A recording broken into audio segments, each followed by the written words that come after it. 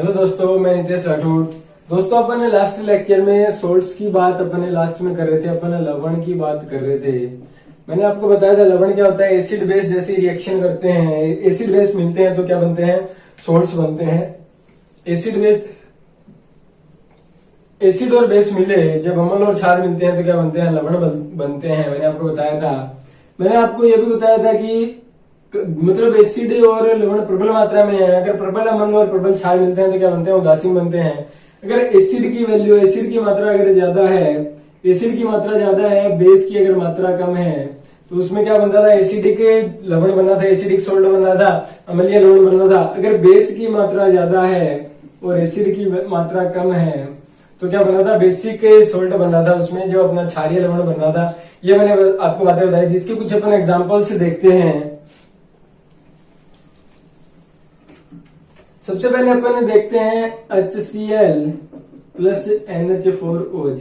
ये क्या है, HCl क्या है, एक स्ट्रॉन्ग एसिड है, और जो बेस है ये क्या, वीक बेस है। एक वीक बेस है और ये क्या, स्ट्रॉन्ग एसिड। तो वीक बेस और स्ट्रॉन्ग एसिड जब मिलेंगे तो इसमें क्या बनेगा, स्ट्रॉन्ग एसिड, एसिड का लवण बनेगा, एसिडिक सोल्ट बनेगा, कोई एसिडिक सोल्ट बनेगा। तो इसमें क्या बनता है, NH4Cl प्लस H2O। जो ये बना NH4Cl, ये क्या होता है, ये NH4Cl होता है एसिडिक सोल्ट। ये क्या होता है, अम्लीय लवण होता है। अगर अपन दूसरा बात करें,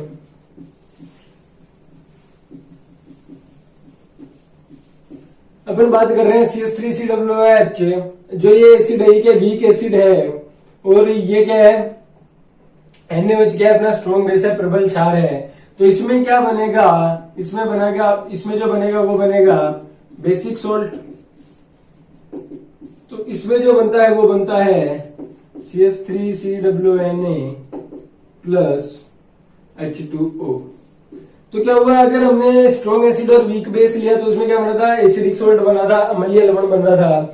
अगर हमने वीक एसिड लिया और स्ट्रॉन्ग बेस लिया तो उसमें क्या बना था, बेसिक सोल्ट बन रहा था, क्षारीय लवण बन रहा है। इसके कुछ एग्जांपल्स अपन ने देख लिए, मैंने आपको इसके एग्जांपल्स बता दिए। अब क्या है, जो सॉल्ट्स हैं, जो लवण हैं, इनके जो गलनांक और क्वथनांक जो हैं,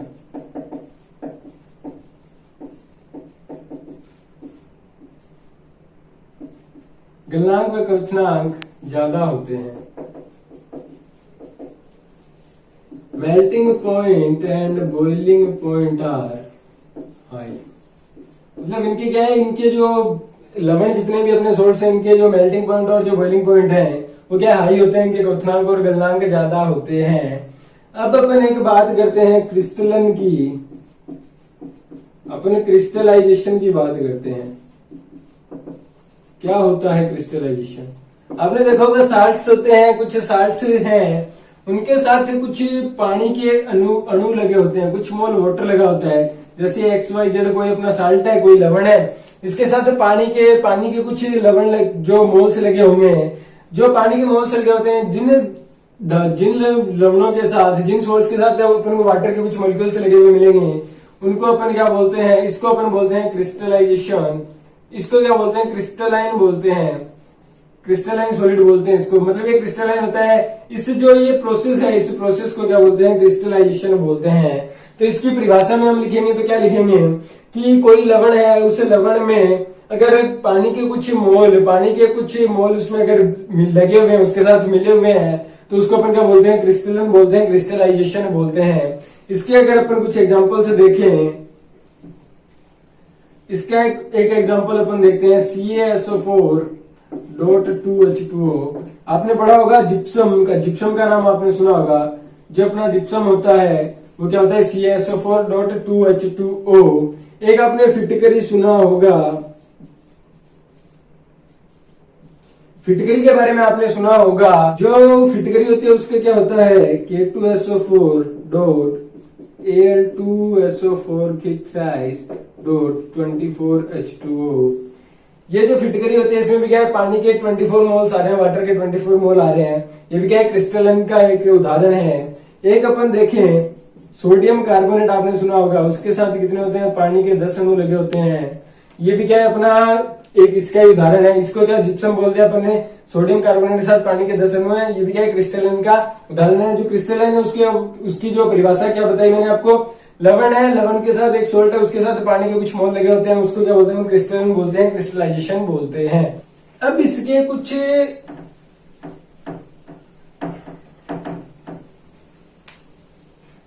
साइंटिस्ट थे, कुछ वैज्ञानिक थे, उन्होंने क्या इनकी अलग अलग परिभाषाएं दी हैं। जो एसिड बेस की अलग अलग परिभाषाएं दी हैं, उनमें एक अरेनियस था। अरेनियस की एक थ्योरी है, उसकी अपन बात करते हैं। अरेनियस थ्योरी मतलब अरेनियस का जो नियम है, अरेनियस का जो सिद्धांत है, उसकी बात करते हैं। तो अरेनियस जो था वैज्ञानिक, उसने क्या बताया, उसने बताया कि जब अपन किसी वस्तु को मतलब जो अपने एसिड बेस का अपन उसको उसने जो पहचान बताई वो क्या बताई कि अपन जब जलीय विलयन में जब अपन पानी में किसी वस्तु को डालते हैं, हमने मान लो कि वस्तु थी, इसको अपन ने पानी में डाला, अगर इसमें से H+ निकलते हैं, जैसे ही पानी में डाला अगर उसमें H+ निकलते हैं तो वो होगा एसिड, और अगर उसमें OH- निकलेंगे, OH- होंगे तो वो होगा अपना बेस। तो अरेनियस ने क्या बताया, अरेनियस ने बोला कि जैसे अपन ने एसिड को मान लो किसी वस्तु को पानी में डाला और उसमें H+ निकलते हैं तो वो क्या होगा, एसिड होगा, और अगर OH- निकलते हैं, OH- अगर निकलेंगे तो वो क्या होगा, बेस होगा, वो क्षार होगा। ये क्या होगा, अम्ल, H+ वाला अम्ल, और OH- वाला क्या होगा, क्षार होगा। और जो लवण होगा उसका उसने बताया कि पानी में कोई रिएक्शन वो ना H+ देगा ना OH- देगा। पानी में H+ देने वाला क्या हो गया, अम्ल हो गया, OH- देने वाला क्या हो गया, क्षार हो गया। ये बात किसने बताई, ये बात बताई अरेनियस ने। अरेनियस एक वैज्ञानिक था, अरेनियस, उसने जो थ्योरी दी उसमें उसने ये बातें बताई कि H+ वाला अम्ल होगा और जो OH- वाला होगा वो क्या होगा, क्षार होगा। अरेनियस ने क्या बताया, H+ जो देगा वो क्या है, अपना अम्ल है, एसिड है, और जो OH- देगा वो क्या है, अपना जो माइनस चार्ज के साथ जो आएगा वो क्या था, अपना क्षार था। तो अपन एसिड्स के कुछ एग्जांपल्स की बात करें, एसिड्स के कुछ उदाहरण की अपन बात करें तो HCl है, ये जैसे ही पानी में जाएगा तो ये ब्रेक होता है, HCl, H+ + Cl-, HNO3 है, नाइट्रिक एसिड है, ये H+ + NO3-, ये क्या होते हैं, एक्वस होते हैं। पानी में क्या है, एक्वस होते हैं, सारे एक्वस होते हैं, मैं लिख नहीं रहा हूं। तो H2SO4 है, तो ये भी क्या देगा, H+ देगा और SO4- देगा।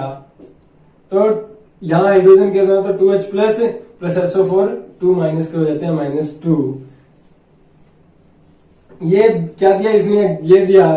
ये 3 इसके एग्जांपल्स हैं, बेसिक एग्जांपल। एक अपन और बात करें, CH3COOH, ये होता है CH3+ + COO- CH4+ + CO-। ये एक होते हैं, ये कुछ इसके एग्जांपल्स हैं एसिड्स के। तो देखो क्या इसमें जो अरेनियस ने कुछ एग्जांपल्स मैंने इसकी बात करी, H+ देने वाले इसने एसिड्स बताए थे। तो अरेनियस ने ये भी बताया था कि अगर अपन पानी में डालें एसिड को, अम्ल को अगर अपन पानी में डालें और वो पूरा क्या उसका आयनाइजेशन हो जाए, वो पूरा आयनित हो जाए, तो वो क्या होते हैं, स्ट्रॉन्ग एसिड होते हैं। मतलब जिसका क्या हुआ, पूरा आयनाइजेशन जिसका हो गया, जो पूरा आयनित हो गया, मतलब उसमें सारे H+ निकल गए, तो वो क्या होगा, स्ट्रॉन्ग एसिड होगा। और ये दोनों क्या स्ट्रॉन्ग एसिड्स के एग्जांपल हैं, ये दोनों। और अगर मान लो पानी में हमने डाला और वो क्या पूरी तरह से आयनित ना हो, उसका आयनाइजेशन पूरा ना हो, तो उसमें क्या बनता है, उसमें क्या, जो मान लो पानी में जैसे हमने डाला एसिड, तो वो अगर उसका पूरा आयनाइजेशन नहीं हुआ, पूरा वो आयनित नहीं हुआ, तो वो क्या होते हैं, वीक एसिड होते हैं, वो क्या होते हैं, दुर्बल अम्ल होते हैं। ये क्या होते हैं, प्रबल अम्ल होते हैं। मतलब क्या हुआ, अगर हमने पानी में डाला और H+ पूरे निकल गए, पूरा आयनाइजेशन हो गया, आयनित पूरा हो गया, तो क्या हुआ, स्ट्रॉन्ग एसिड प्रबल अम्ल हो जाएगा। और जब पूरा आयनाइजेशन नहीं हो पाता, पूरे H+ नहीं निकलते, वो क्या हो गया, वीक एसिड हो गया, दुर्बल अम्ल हो गया। इसके बाद अपन क्षार के उदाहरणों की बात कर लेते हैं एक बार। जो सोल्ट्स, जो बेसिस जो हैं, जो क्षार हैं, उनकी बात कर लेते हैं अपन। क्षार हैं उनके उन्होंने जो एग्जांपल बताए, सबसे पहले मैं लेता हूं KOH। तो यहाँ पे क्या बनेगा, K+ + OH-। अपन अगर लें NaOH तो क्या बनेगा, Na+ + OH-। अगर अपन कैल्शियम हाइड्रोक्साइड की बात करें तो यहाँ बनेगा 2Ca प्लस OH माइनस। जो ये रिएक्शन है बनी, ये तीनों क्या है, क्षार के कुछ उदाहरण है। क्या हुआ, OH माइनस निकल रहा है, OH माइनस निकल रहा था। अरेनियस ने क्या बताया था, अरेनियस ने बताया था कि OH माइनस अगर निकलेगा पानी में डालने पे तो वो क्या होगा, क्षार होगा, वो होगा बेस। उसके कुछ अपने एग्जांपल्स देख लिए। इसमें भी अरेनियस ने क्या कहा कि जिसका पूरा आयनाइजेशन हो जाएगा, जो पूरे आयनित हो जाएंगे, वो तो क्या होंगे, स्ट्रॉन्ग बेस। मतलब जिसके पूरे OH निकल जाएंगे वो दोनों क्या होंगे, स्ट्रॉन्ग बेस होंगे। और जिनके पूरे OH नहीं निकलेंगे वो क्या होंगे, वीक बेसेस होंगे। वो वीक बेस होंगे, वो क्या है, दुर्बल क्षार होंगे। जिनके पूरे OH नहीं निकले वो क्या हो गए, वीक बेस हो गए। और जिनके पूरे OH निकल गए वो क्या हो गए, स्ट्रॉन्ग बेस हो गए, प्रबल क्षार हो गए। ये कुछ एसिड बेस के बारे में अरेनियस ने बताया था, वो अपन ने बातें की। अरेनियस ने क्या कहा, अरेनियस ने एक बात और बताई थी कि जो H+ होता है वो क्या थोड़ा ज्यादा रिएक्टिव होता है, ज्यादा विक्रियाशील होता है। तो वो क्या करता है, पानी के साथ रिएक्शन कर जाता है और पानी के साथ रिएक्शन करके वो हाइड्रोनियम आयन बना देता है। हाइड्रोनियम आयन जो क्या हुआ, H+ है वो ज्यादा रिएक्टिव है, तो वो पानी के साथ, पानी में पड़ा है, पानी के साथ रिएक्शन करेगा, रिएक्शन करके वो क्या बना देता है, H3O+ बना देता है, हाइड्रोनियम आयन बना देता है। और अरेनियस के अकॉर्डिंग अगर अपन जो न्यूट्रलाइजेशन है उसकी बात करें, अरेनियस ने क्या बताया कि H+ और OH- अगर मिलेंगे तो उनमें क्या है, न्यूट्रलाइजेशन होता है और वो पानी बना देते हैं। H+ OH- मिलकर पानी का निर्माण कर देते हैं। वो पानी क्या होता है, न्यूट्रल होता है। तो इस जो क्रिया को बोलते हैं, इस रिएक्शन को अपन बोलते हैं न्यूट्रलाइजेशन। इसको अपन बोलते हैं उदासीनीकरण।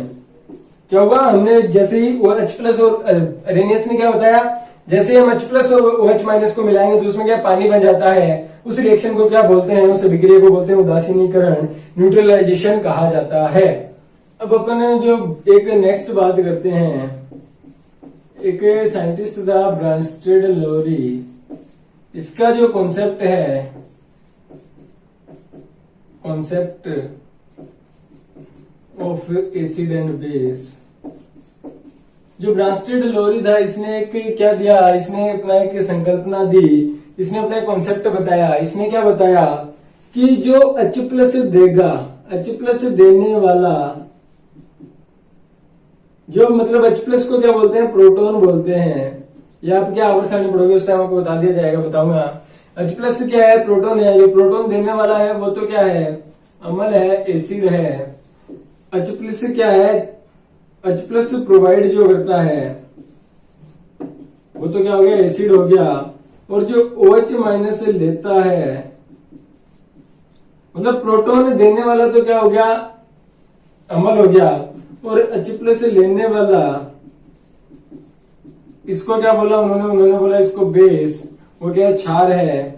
जो एक्सेप्टर है उसको उन्होंने बोल दिया बेस, इसको उन्होंने बोल दिया क्षार। जो ब्रांस्टेड लोरी है, इसमें क्या होता है, जो H+ देगा वो क्या होगा, अपना प्रोटॉन होगा। और जो H+ लेगा वो अपना क्या होगा, बेस। जो H+ देगा वो अम्ल होगा और जो H+ लेगा वो क्या होगा, क्षार होगा। इसका अगर अपन एग्जांपल देखें, H2O + NH3 है, तो अगर ये दोनों रिएक्शन करते हैं तो बनता है NH4 प्लस OH-। ये क्या हुआ, इसने H+ एक्सेप्ट किया। इसने क्या किया, H+ एक्सेप्ट कर लिया, तो ये क्या हो गया, एसिड हो गया। H+ किसने दिया, H+ इसने दिया, इसने क्या H+ एक्सेप्ट किया, तो ये क्या हो गया, ये तो हो गया अपना बेस। और ये क्या हो गया अपना, इसने क्या काम किया, H+ दिया तो ये एसिड का काम कर रहा है। और इसने H+ एक्सेप्ट किया तो ये बेस का काम कर रहा है। एक एग्जांपल ये है। एक दूसरा एग्जांपल अपन देखते हैं, अपन लेते हैं HCl + H2O। इसमें क्या होता है, Cl प्लस H3O बन जाता है। H3O+ जो हाइड्रोनियम आयन है वो बनता है। तो इसमें क्या हुआ, इसमें क्या देखा, HCl किसने दिया, H+ इसने दिया, ये एसिड था, इसने दे दिया H+। इसने क्या H+ यहाँ पे क्या किया, एक्सेप्ट किया। तो यहाँ पे ये क्या कर रहा है, यहाँ पे एसिड का काम कर रहा था, यहाँ पे क्या कर रहा है, बेस का काम कर रहा है।